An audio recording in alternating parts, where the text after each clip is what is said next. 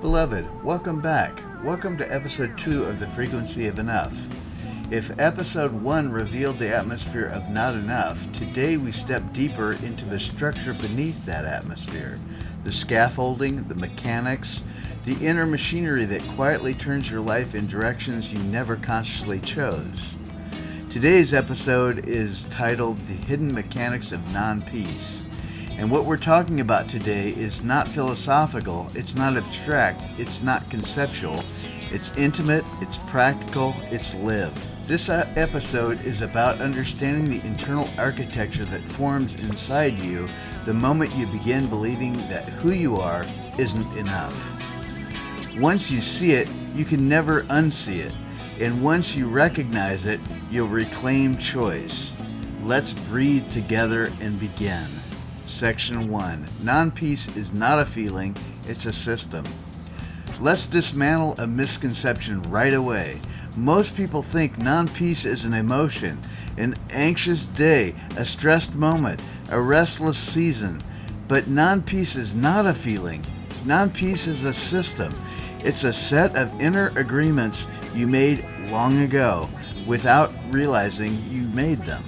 Agreements like, if I stay small, I'll stay safe. If I overgive, no one will leave me. If I stay useful, I'll stay wanted. If I work hard, no one will see my flaws. If I don't need anything, no one can disappoint me. Each of these agreements forms the mechanism that governs your life from the inside out. You don't choose non-peace every day. It was chosen once, and then the mechanism took over. That is what we're exploring today. Section 2, the 3 core mechanics of non-peace. There are many expressions of non-peace, but they all grow out of 3 foundational mechanics. 1. Self-interruption. 2. Self-substitution. 3. Self-suppression. Think of these as the 3 pressure points where the truth of who you are gets pushed inward and the performance of who you think you need to be gets pushed out. Let's walk through each one slowly, gently, and honestly. Mechanic 1, self-interruption. I feel something, but I cut myself off from feeling it. This is where non-peace first takes root. Self-interruption is the pattern of stopping yourself in the exact moment you are about to be real. You feel hurt and you tell yourself it's not that big of a deal.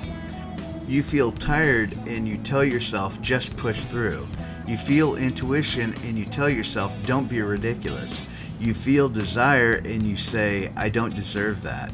Self-interruption is the way we train ourselves not to trust ourselves, not to listen inward, not to stay with what's true. And beloved, if you can't stay with your truth, you can't stay in your peace. Mechanic number 2, self-substitution.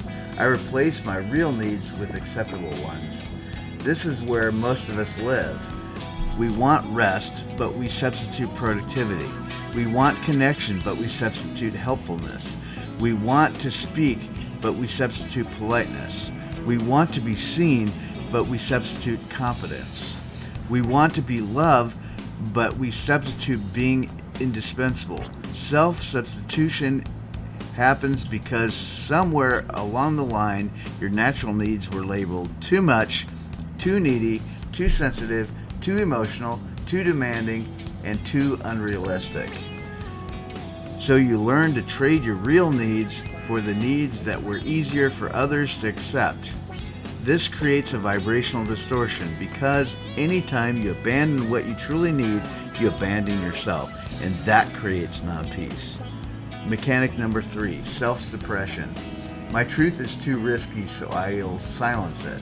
This is the deepest one. This is the whisper inside you that says, if I show who I really am, I won't be loved. Self-suppression is not shyness, it's not humility, it's not patience, it's not nobility. It is fear. Fear disguised as restraint. You silence your truth because somewhere along the line your truth cost you something. A relationship, approval, stability, belonging, safety. And so you became careful, you became cautious, you became strategic with your heart. Not out of weakness, but out of survival. But beloved, survival is the opposite of peace. Survival is the frequency of almost. Peace is the frequency of enough. Section 3. How these mechanics shape your life without your consent. Once these 3 mechanics form, they begin orchestrating everything. Your boundaries, your relationships, your self-talk, your ambitions, your spiritual life, your decisions, your silence, your patterns, your cravings, your expectations, your exhaustion. Most people don't realize the feeling of I'm not enough produces an entire internal economy, a whole marketplace of compensation, adaptation, and performance. You spend energy you don't have. You give love you don't feel. You tolerate things you don't want. You dim light you were born to shine. You hold back words that want to rise. You craft a version of yourself that earns acceptance instead of revealing truth. That is the anatomy of non-peace, not the emotion, the economy.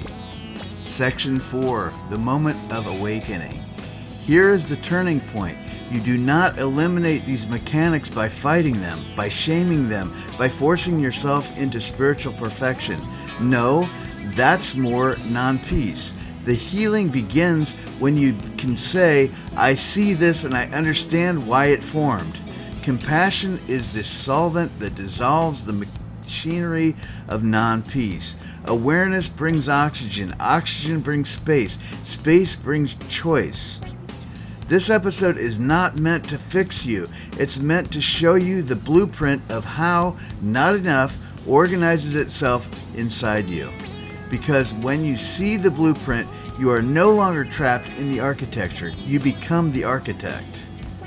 Section 5. Restoration practice for today.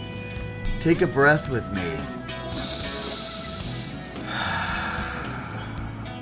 Place your hand on your chest and ask yourself 3 quiet questions. First, where do I interrupt myself the most? 2, where do I substitute my real needs with something easier? And 3, where do I silence myself to keep the peace? Do not answer these with judgments, answer them with curiosity. Your answers are not signs of failure, they're signs of awakening, because once you can see where peace leaks out, you can begin to seal it back in, not by force, but by truth. Beloved, non-peace is not your natural state. It's the learned tension that forms when you believe you are not enough. Today you saw the machinery. Next time in episode 3, we explore the cost of chasing enough, the vibrational toll of living a life you feel obligated to earn instead of a life you feel invited to receive. For now, let this truth settle. You were never meant to live in a system of self-interruption, self-substitution, or self-suppression. You were meant to live in the frequency of enough, and you still can. We'll walk there together. I love you deeply. See you in episode 3.